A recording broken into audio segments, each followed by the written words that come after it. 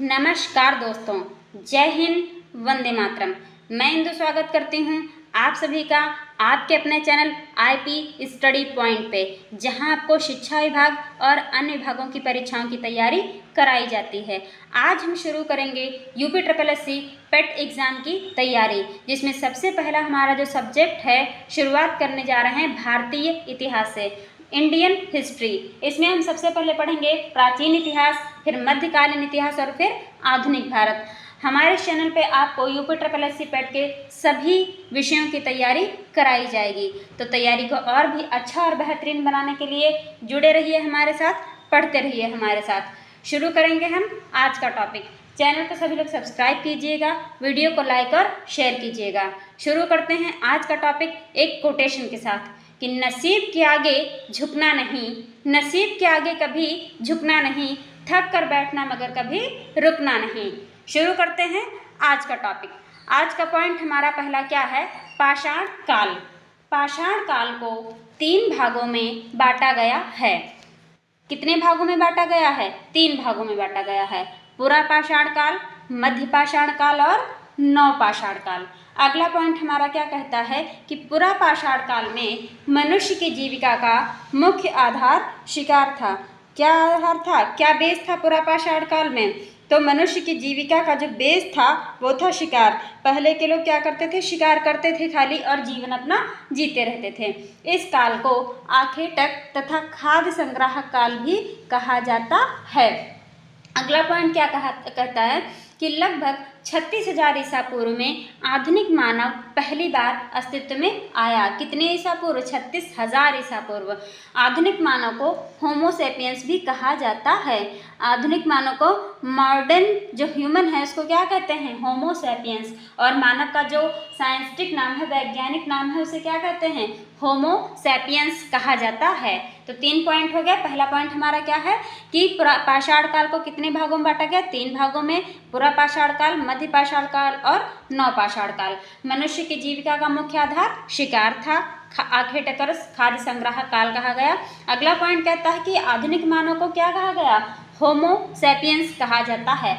अगला पॉइंट बढ़ते हैं हम आगे। मानव द्वारा प्रथम पालतू पशु कुत्ता था। कौन था? कुत्ता, जिसे मध्य पाषाण काल में पालतू बनाया गया। देखिए, मानव के द्वारा पहले जो पाला गया वो कौन सा पशु था? कुत्ता था, लेकिन इसको मध्य पाषाण काल में पालतू बना दिया गया। कब? मध्य पाषाण काल में पालतू बनाया गया। आगे पॉइंट हमारा क्या कहता है कि आग की जानकारी मानव को पुरा पाषाण काल से ही थी। कब से थी आग की जानकारी? पुरा पाषाण काल से ही थी, किंतु इसका प्रयोग नव पाषाण काल से प्रारंभ हुआ था। देखिए, जानकारी पुरा पाषाण काल से थी, लेकिन इसका यूज कब होने लगा आग का? कि नव पाषाण काल से स्टार्ट हुआ। नव पाषाण काल से इस आग का प्रयोग करना जो है शुरू हो गया। अगला पॉइंट है कि नव पाषाण काल से मानव ने कृषि कार्य आरंभ किया। कौन सा कार्य आरंभ किया? कृषि करना, खेती करना, जिससे उसमें स्थायी निवास की प्रवृत्ति विकसित हुई कि कैसे जीना है, कैसे रहना है, खाने के लिए। अब जैसे खेती करने लगे जब लोग, तो उन्हें ये पता चलने लगा कि खाने के लिए और भी चीज़ें होती हैं। कृषि करते हैं तो हमें रहना है, एक जगह रह करके हम ये काम करेंगे। तो सबसे पहले क्या शुरू किया उन्होंने? कृषि कार्य प्रारंभ किया। तो इसमें हमारे कितने पॉइंट तैयार हो गए कि पाषाण काल में 3 पॉइंट होते, पुरा पाषाण काल, मध्य पाषाण काल, नव पाषाण काल। अगला है कि जीविका का, मनुष्य की जीविका का मुख्य आधार शिकार था। अगला पॉइंट है हमारा आधुनिक मानव को होमो सेपियंस कहा जाता है। सबसे पहले मानव अस्तित्व में कब आया? 36,000 ईसा पूर्व। पालतू पशु हमारा कुत्ता, मध्य पाषाण काल में इसको पालतू बनाया गया। आग की जानकारी कब से थी? पुरा पाषाण काल से थी, लेकिन यूज कब हुआ? नव पाषाण काल में। अगला पॉइंट कि नव पाषाण काल में, किस काल में? नव पाषाण काल में कृषि जो है वो कार्य प्रारंभ किया गया। बढ़ते हैं हम आगे। अगला हमारा पॉइंट क्या कहता है कि भारत में पाषाणकालीन सभ्यता का अनुसंधान सर्वप्रथम रॉबर्ट ब्रूस फुट ने 1863 में प्रारंभ किया। कब प्रारंभ किया? 1863 में। किसने? रॉबर्ट ब्रूस फुट ने। अगला पॉइंट, भारत में व्यवस्थित कृषि का पहला साक्ष्य मेहरगढ़ से प्राप्त हुआ। कौन सी कृषि? व्यवस्थित कृषि। ठीक है, व्यवस्थित कृषि का जो पहला साक्ष्य है इंडिया में मेहरगढ़ से प्राप्त हुआ। बढ़ते हैं हम आगे। हम जो तैयारी करेंगे अपने चैनल पे पॉइंट टू पॉइंट तैयारी करेंगे, एक भी पॉइंट हमारा छूटेगा नहीं। इसके बाद हम क्वेश्चन भी लगाएंगे जिससे हमारे सारे पॉइंट्स एकदम क्लियर हो जाएं, ऑल क्लियर जिसको कहते हैं, और याद भी साथ साथ हो जाएं।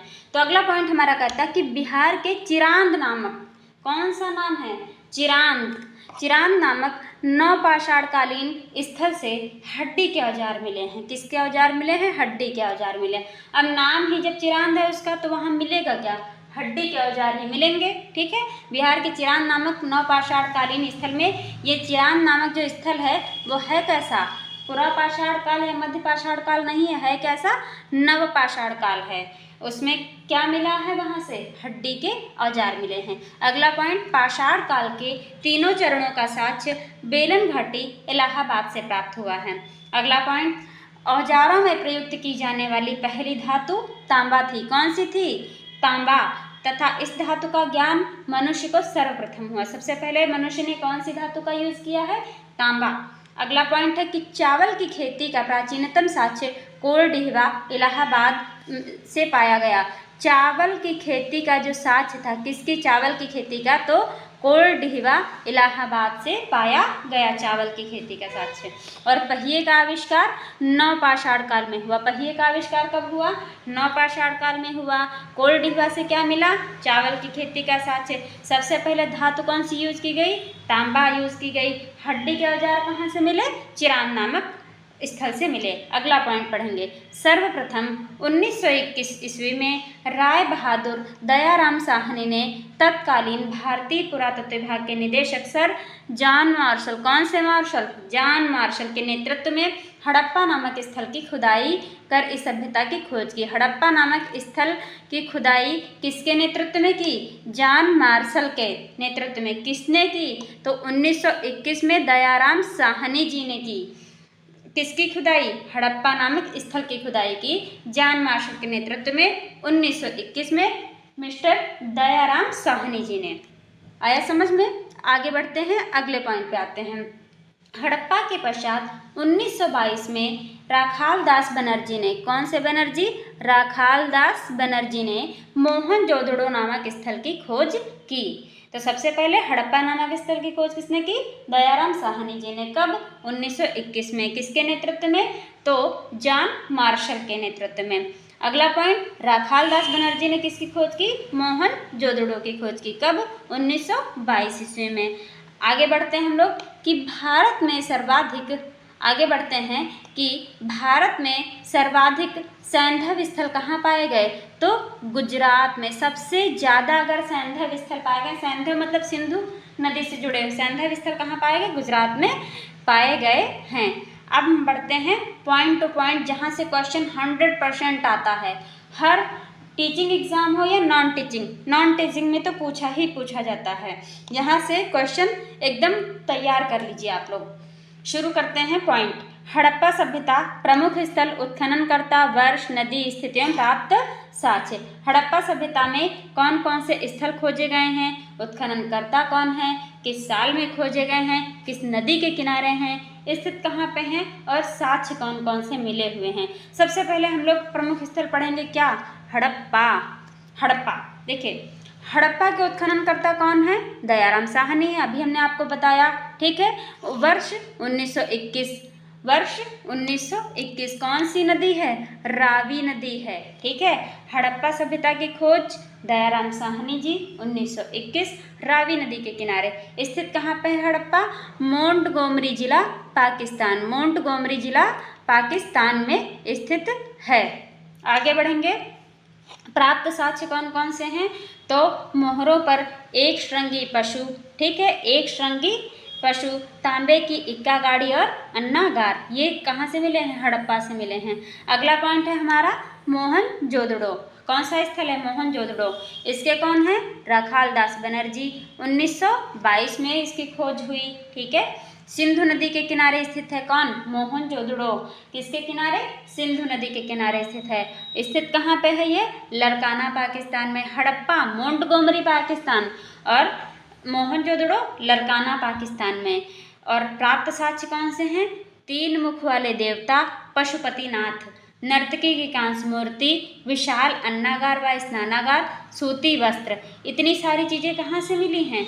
तो मोहनजोदड़ो से मिली हैं। अगला पॉइंट क्या है हमारा? चन्नूधड़ो।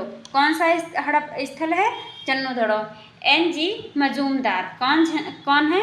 एन.जी. मजूमदार जी ने इसकी खोज की, चन्नूधड़ो की। 1931 में सिंधु नदी के किनारे स्थित है ये। किस नदी के किनारे? सिंधु नदी के किनारे।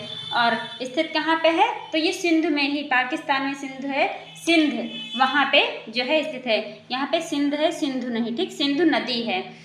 आगे इसमें प्राप्त साक्ष्य क्या है? मन के बनाने के कारखाने हैं। अगला हमारा स्थल कौन सा मिला है हमें? कालीबंगा। कालीबंगा के कौन जो उत्खनन करता है? बीबी लाल और बी.के. थापर। कौन से लाल? बीबी लाल और बी.के. थापर के द्वारा जो है कालीबंगा की खोज की गई।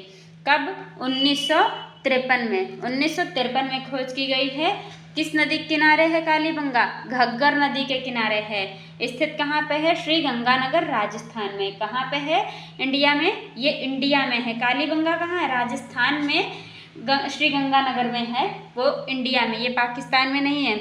यहाँ से मिला क्या क्या है? जुते हुए खेत, नक्काशीदार ईंट, अग्नि वेदिका, पक्की मिट्टी का हल। इतनी सारी चीज़ें मिली हुई हैं। कहाँ से? कालीबंगा से। अगला हमारा स्थल है कोट दीजी। कौन सी दीजी? कोट दीजी। कौन उत्खनन करता है? जिन्होंने इसकी खोज करी? फजल अहमद। फजल अहमद ने कोट दीजी की खोज की। कब? 1953 में खोज की कोट दीजी। और किस नदी के किनारे है? तो सिंधु नदी के किनारे है। किस नदी के किनारे? सिंधु नदी के किनारे है। और कहाँ स्थित है? खैरपुर पाकिस्तान में स्थित है। यहाँ से मिला क्या? पत्थर के बाणाग्र मिले हैं। क्या मिले? पत्थर के बाणाग्र। अगला हमारा स्थल है रंगपुर। कौन है? रंगपुर। रंगपुर के उत्खनन करता कौन है? रंगनाथ राव। रंगपुर है तो रंगनाथ राव ही खोजेंगे, उनके नाम में ही रंग है। ठीक है। रंगनाथ राव जी ने क्या खोजा? रंगपुर। कब? 1952-53। ठीक है, यहाँ पे 52 है, 52-53। किस नदी के किनारे रंगपुर है? भादर नदी के किनारे है। स्थित कहाँ पे है? कठियावाड़ गुजरात। कठियावाड़ गुजरात। और क्या क्या मिला यहाँ से? चावल की भूसी, गेहूं की खेती। अगला हमारा पॉइंट है रोपड़। कौन है? रोपड़। रोपड़ खोजा गया किसके द्वारा? यज्ञदत्त शर्मा के द्वारा खोजा गया। 1953 से 56 के बीच में खोजा गया। किस नदी के किनारे है रोपड़? सतलज नदी के किनारे। सतलज रोपड़। रोपड़ किस नदी के किनारे? सतलज। रोपड़ है कहाँ स्थित? पंजाब में स्थित है। यहाँ से क्या क्या मिला? मानव के साथ कुत्ते दफनाने के साक्ष्य मिले कि मानव के साथ, मनुष्य के साथ कुत्ता दफना दिया जाता था। ठीक है। अगला पॉइंट है हमारा, आगे बढ़ते हैं, लोथल और बनावली। 2 पॉइंट बचे। तो लोथल पढ़ेंगे पहले। लोथल किसके द्वारा खोजा गया है? रंगनाथ राव के द्वारा। एक रंगपुर रंगनाथ राव ने खोजा, दूसरा लोथल खोजा। ठीक है। रंगनाथ राव ने रंगपुर खोजा 1953 में। लोथल कब खोजा? 1955 में। किस नदी के किनारे? भगवा नदी के किनारे। स्थित कहाँ पे? अहमदाबाद गुजरात में। क्या क्या मिला? बंदरगाह, डॉकयार्ड मिला, हाथी दांत का पैमाना मिला, युग्म शवाधान, चावल दाने, खिलौना और नाव। ये सारी चीज़ें कहाँ से मिली हैं? लोथल से मिली हैं। अगला हमारा पॉइंट है बनावली। कौन सी वली? बनावली। बनावली के उत्खनन करता है रविंद्र सिंह बिष्ट। 1974 में खोजा गया। किस नदी के किनारे है? रंगोई नदी के किनारे है। स्थित कहाँ पे है? हिसार हरियाणा। कहाँ स्थित है? हिसार हरियाणा। मिट्टी से बना हल का खिलौना और जौ, ये दोनों चीज़ें मिली हैं कहाँ से? बनावली से मिली हैं। तो ये जो हमने अभी पूरी सीरीज ये पढ़ी है, ये जरूर याद कर लीजिएगा, इससे हमेशा क्वेश्चन आता ही आता है। आगे बढ़ते हैं, हम सभ्यता का कालक्रम पढ़ेंगे। ठीक है। सभ्यता के कालक्रम में फर्स्ट पॉइंट है कि रेडियो कार्बन विश्लेषण पद्धति के द्वारा सिंधु सभ्यता की सर्वमान्य तिथि 2350 ईसा पूर्व से 1750 ईसा पूर्व मानी गई है। कितने से कितने? तो 2350 से 1750 ईसा पूर्व मानी गई है क्या? सिंधु सभ्यता की सर्वमान्य तिथि पूछी जाए तो ये आंसर सही होगा कि 2350 से 1750। अगला पॉइंट है कि सिंधु सभ्यता के अन्य नदी घाटियों तक विस्तृत स्वरूप का पता चलने के कारण इसे हड़प्पा सभ्यता कहते हैं। किस कारण हड़प्पा सभ्यता के नाम से जाना जाता है? सिंधु सभ्यता के अन्य नदी घाटियों तक विस्तृत स्वरूप का पता चला, इसके लिए इसे हड़प्पा सभ्यता के नाम से अधिक जाना जाता है। हड़प्पा को इस नगरीय सभ्यता का प्रथम उत्खनन स्थल होने के कारण नामकरण का यह सम्मान प्राप्त हुआ है। किसको? हड़प्पा को हड़प्पा सभ्यता इसीलिए कहते हैं। आगे बढ़ते हैं हम लोग, सभ्यता की विशेषता क्या है ये बताएं। तो सभ्यता की विशेषता में पहला पॉइंट पढ़ेंगे हम लोग। हम जो इस पे तैयारी करेंगे पॉइंट टू पॉइंट करेंगे। हमारा चैनल ये स्टडी पॉइंट, ठीक है। तो स्टडी पॉइंट क्या है? किसके साथ? आईपी के साथ, ठीक है। तो पॉइंट टू पॉइंट हम तैयारी करेंगे। सभ्यता की विशेषता, फर्स्ट पॉइंट है हमारा सिंधु घाटी सभ्यता। हड़प्पा सभ्यता कैसी सभ्यता थी? कांस्य युगीन। कैसी थी? कांस्य युगीन सभ्यता थी। अगला पॉइंट, मोहनजोदड़ो को मृतकों का टीला कहा जाता। कौन सा टीला? मृतकों का टीला कहा जाता है। क्यों? क्योंकि इतने ज़्यादा वहाँ पे जब सभ्यता की खोज हुई है मोहनजोदड़ो में, वहाँ पे लोग लाशों के ढेर, होता नहीं कि एकदम टीले टाइप में मिल जाए, काफ़ी सारे जो है लाशें ही मिले, तो मृतकों का टीला इसीलिए कहा गया जब खुदाई हुई। अगला पॉइंट है कि कालीबंगा का अर्थ क्या है? देखिए, कालीबंगा का अर्थ होता है कि काले रंग की चूड़ियाँ। काले रंग की चूड़ियाँ, कालीबंगा काले रंग की चूड़ियाँ। मोहनजोदड़ो को क्या कहते हैं? मृतकों का टीला। सिंधु घाटी सभ्यता कैसी सभ्यता है? कांस्य युगीन सभ्यता। आगे बढ़ते हैं, सिंधु घाटी सभ्यता की महत्वपूर्ण विशेषता नगर निर्माण योजना का होना था। देखिए, इसकी महत्वपूर्ण विशेषता कभी कभी पूछ ली जाती है, क्वेश्चन ये आता है, तो क्या हम लोग लिखेंगे? नगर निर्माण योजना, ये इसकी इम्पॉर्टेंट क्वालिटी है। आगे है हमारा पॉइंट कि एक सुव्यवस्थित जल निकास प्रणाली इस सभ्यता के नगर निर्माण योजना की प्रमुख विशेषता थी। क्या थी? एक सुव्यवस्थित जल निकास प्रणाली। आगे बढ़ेंगे, हड़प्पा सभ्यता का समाज कैसा था? मात्र सत्तात्मक था। आजकल हमारा देश कैसा है? लगभग पितृसत्तात्मक, लेकिन तब हड़प्पा सभ्यता का समाज कैसा था? मात्र सत्तात्मक। कृषि तथा पशुपालन के साथ साथ उद्योग एवं व्यापार भी अर्थव्यवस्था के मुख्य आधार थे। हड़प्पा सभ्यता के आर्थिक जीवन का मुख्य आधार क्या था? कृषि था। हड़प्पा सभ्यता के टाइम सबसे ज़्यादा क्या आधार था? कृषि ही इम्पॉर्टेंट सबसे ज़्यादा तब भी थी। आगे बढ़ते हैं कि विश्व में सर्वप्रथम यहीं के निवासियों ने कपास की खेती प्रारंभ की। कहाँ के? हड़प्पा के जो निवासी थे उन्होंने सबसे पहले कपास की खेती प्रारंभ की थी। मेसोपोटामिया में कपास के लिए सिंधु शब्द का यूज़ किया जाता था। देखिए, मेसोपोटामिया जो सभ्यता थी, वहाँ पे मेसोपोटामिया में कपास के लिए सिंधु शब्द का प्रयोग किया जाता था। आगे बढ़ते हैं कि यूनानियों ने इसे सिंडन कहा। क्या कहा यूनानियों ने? इसे सिंडन कहा, जो सिंधु का ही यूनानी रूपांतरण था। अगला पॉइंट है, हड़प्पा सभ्यता में आंतरिक तथा विदेशी दोनों प्रकार का व्यापार होता था। व्यापार वस्तु विनिमय के द्वारा होता था। किस विनिमय के द्वारा? वस्तु विनिमय के द्वारा होता था। अगला पॉइंट कि माप तौल की इकाई संभवतः 16 के अनुपात में थी।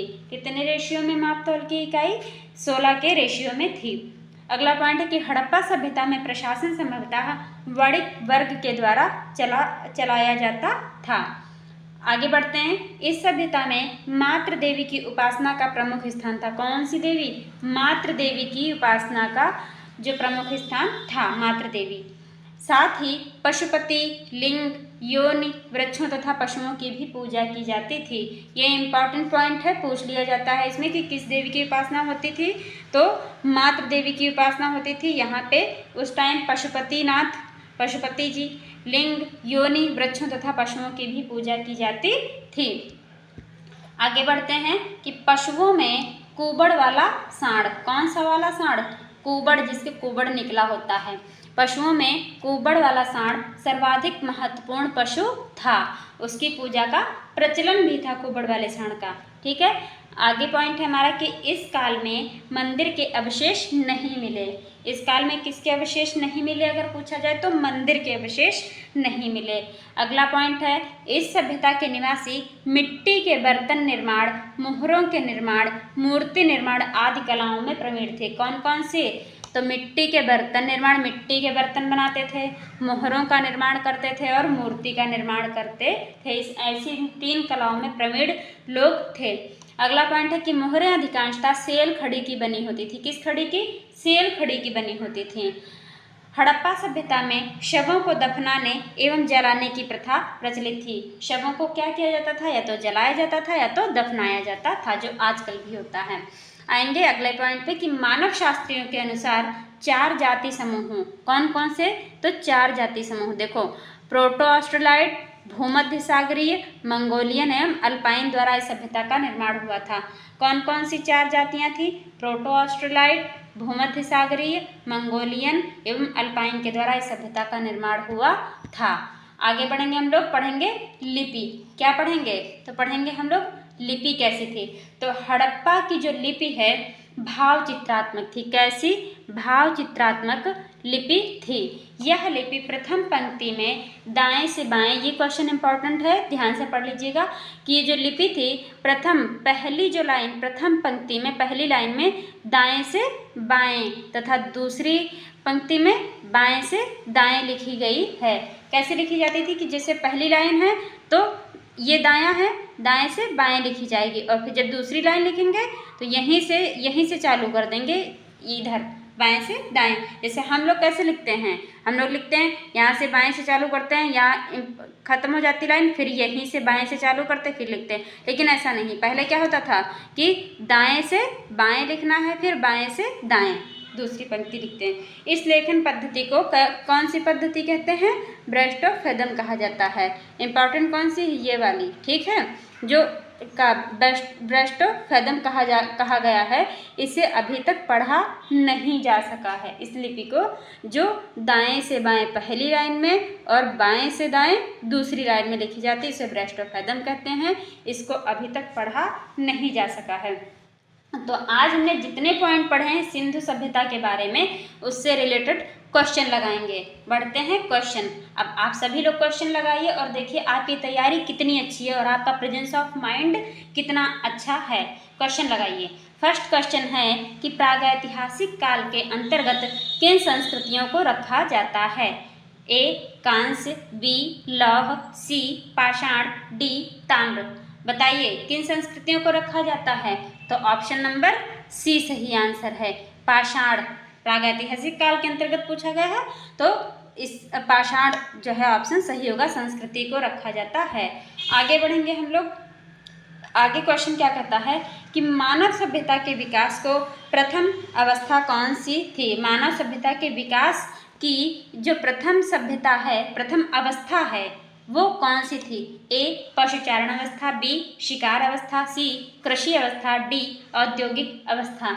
इसमें कौन सा ऑप्शन सही है? प्रथम अवस्था कौन सी थी? तो हमने आपको बताया था कि सबसे पहले जो आदिमानव लोग होते थे वो किस पे डिपेंड रहते थे? शिकार करते थे, शिकारी अवस्था थी प्रथम अवस्था। किसकी? मानव सभ्यता की प्रथम अवस्था शिकार अवस्था थी। आगे बढ़ेंगे। ये सारे क्वेश्चन आए हुए हैं, पहले एग्जाम्स में आ चुके हैं, वही हमने क्वेश्चन इसमें रखे हैं। आगे बढ़ते हैं। थर्ड हमारा क्वेश्चन है कि प्रागैतिहासिक काल के उपकरण एवं हथियार किससे बनाए जाते थे? तो कौन किससे बनाए जाते थे उपकरण और हथियार? ए लोहा, तांबा, कांसा, पत्थर। किससे बनाए जाते थे? तो पत्थर से। प्रागैतिहासिक काल के उपकरण जो और हथियार हैं, ये तीनों चीज़ें, ये जो चीज़ें बनाई जाती थी वो पत्थर के बनाए जाते थे। आगे बढ़ेंगे। क्वेश्चन क्या कहता है कि प्राचीन मानव ने सर्वप्रथम किस पशु को पालतू बनाया? तो ये तो इम्पोर्टेंट भी है, सभी लोग अक्सर जानते हैं। पालतू पशु कौन सा था? कुत्ता। ठीक है, कौन सा था? कुत्ता। आगे बढ़ेंगे। Question number 5। क्वेश्चन नंबर 5 क्या कहता है कि मानव ने आग का प्रयोग सर्वप्रथम किस युग में किया? देखिए पूछा गया है आग का यूज कब किया है? नवपाषाण युग, ताम्रपाषाण युग, मध्यपाषाण युग या धातु युग। तो आप लोग दिमाग लगाइए, क्या हम ये क्वेश्चन पढ़े थे? ऑप्शन क्या सही है 5वें का? नवपाषाण युग। आग का प्रयोग सबसे पहले कब हुआ? नवपाषाण युग में। बढ़ते हैं आगे। छठे क्वेश्चन पे, किस क्वेश्चन पे आएंगे? छठे क्वेश्चन पे आएंगे। यहाँ पे 16 नहीं, यहाँ पे 6 है। ठीक है। मानव ने कृषि कार्य किस युग से आरंभ किया? कृषि कार्य कब से प्रारंभ किया? ए पुरा पाषाण युग, मध्य पाषाण युग, नव पाषाण युग या फिर धातु युग। तो कृषि कार्य देखिए, अभी आग पूछी गई थी, अब क्या पूछा गया है कि कृषि कार्य कब से प्रारंभ किया? नव पाषाण युग से कृषि कार्य प्रारंभ किया। बढ़ते हैं आगे। आगे क्वेश्चन क्या कहता है 7वां कि मानव द्वारा सर्वप्रथम किस धातु का प्रयोग किया गया? तो मानव के द्वारा किस धातु का प्रयोग किया गया? कांसा, तांबा, लोहा, चांदी। तो किस धातु का यूज किया गया? तांबे का। सबसे पहले किसका यूज किया गया? ठीक है, तांबे का यूज किया गया। सभ्यता तो कांस्य की थी, लेकिन अगर धातु का प्रयोग पूछेंगे तो तांबा सबसे पहले। आएंगे अगले पॉइंट पे कि मानव ने सर्वप्रथम किस फसल का उपयोग किया? जौ, चावल, गेहूं, कपास। इन चारों में से सबसे पहले किस फसल का प्रयोग किया? तो जौ का प्रयोग किया। किसका प्रयोग किया? जौ का प्रयोग मानव ने किया। 8वें का ए ऑप्शन बिल्कुल सही आंसर है। बढ़ते हैं नेक्स्ट क्वेश्चन पे। नेक्स्ट क्वेश्चन क्या कहता है कि नवपाषाण युग में चावल की खेती के प्राचीनतम साक्ष्य कहाँ से मिले हैं? तो नवपाषाण काल में प्राचीनतम साक्ष्य चावल की खेती के कहाँ से मिले थे? ए मेहरगढ़, बी कोलडिहिवा, सी बुरजहोम, डी दानाबाद। तो कहाँ से मिले थे? कोलडिहिवा से मिले थे। कोलडिहिवा इलाहाबाद से मिले थे चावल की खेती के साक्ष्य। बढ़ते हैं आगे। नेक्स्ट क्वेश्चन पे आते हैं। सिंधु घाटी सभ्यता किस काल की सभ्यता मानी जाती है? क्वेश्चन नंबर 10 क्या कह रहा है कि सिंधु घाटी सभ्यता किस काल की सभ्यता मानी जाती है? ए पुरापाषाण काल, बी लौह काल, सी कांस्य काल, डी महापाषाण काल। तो इसमें कौन सा ऑप्शन सही होगा? ऑप्शन नंबर सी, कांस्य काल माना जाता है। बढ़ते हैं आगे। क्वेश्चन नंबर 11, हड़प्पा की खुदाई सर्वप्रथम कब हुई? 1930, 1925, 1922, 1921। तो हड़प्पा की खुदाई बताइए कब हुई थी? 1921 में। किसने की थी? दयाराम साहनी जी ने की थी। किसके नेतृत्व में? सर जॉन मार्शल के नेतृत्व में। हड़प्पा की खुदाई सबसे पहले किसने की? 1921 में दयाराम साहनी जी ने की। और किसके नेतृत्व में? तो आप लोगों को हमने बताया जॉन मार्शल। आगे बढ़ते हैं। क्वेश्चन नंबर 12, निम्न में से किस स्थल को मृतकों का टीला कहा जाता है या के नाम से जाना जाता है? मृतकों का टीला। ए हड़प्पा, बी धौलावीरा, सी मोहनजोदड़ो, डी कालीबंगा। तो मृतकों का टीला मृतकों का टीला के नाम से कौन सा जाना जाता है स्थल? बताइए। ऑप्शन नंबर सी, मोहनजोदड़ो को कहते हैं। माँ से मोहनजोदड़ो, माँ से मृतकों का टीला। बढ़ते हैं आगे। नेक्स्ट क्वेश्चन पे आते हैं। क्वेश्चन नंबर 13, मोहनजोदड़ो के टीले को खोजने का श्रेय किसे देते हैं? किसे दिया जाता है? किसे है मतलब? तो ए राखाल दास बनर्जी, बी दयाराम साहनी, सी जॉन मार्शल, डी माधव स्वरूप वत्स। तो कौन इसमें है? राखाल दास बनर्जी जी ने ही मोहनजोदड़ो के मतलब खोज की थी। तो राखाल दास बनर्जी ऑप्शन नंबर ए सही आंसर है क्वेश्चन नंबर 13 का। पढ़ते हैं आगे। नेक्स्ट क्वेश्चन पे आते हैं कि हड़प्पा सभ्यता में विशाल स्नानागार का साक्ष्य कहाँ से प्राप्त हुआ है?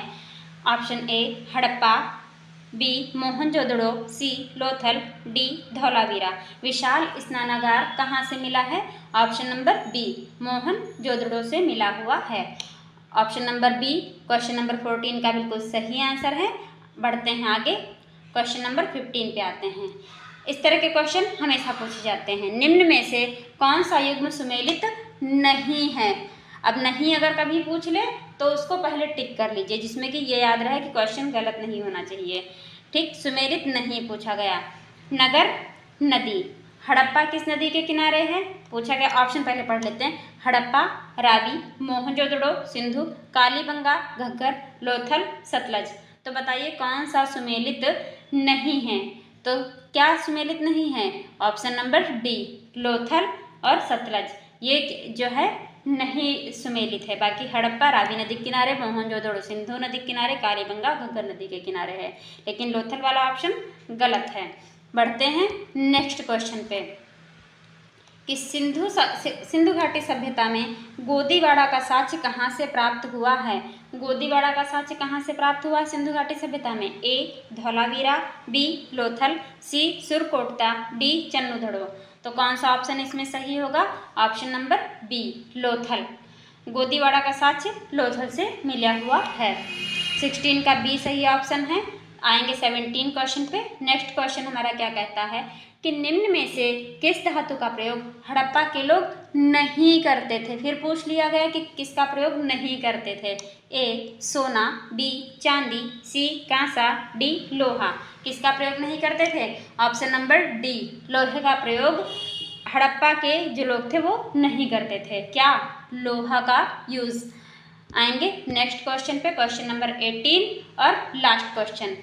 किस हड़प्पा सभ्यता स्थल से कांस्य नर्तकी की मूर्ति प्राप्त हुई है?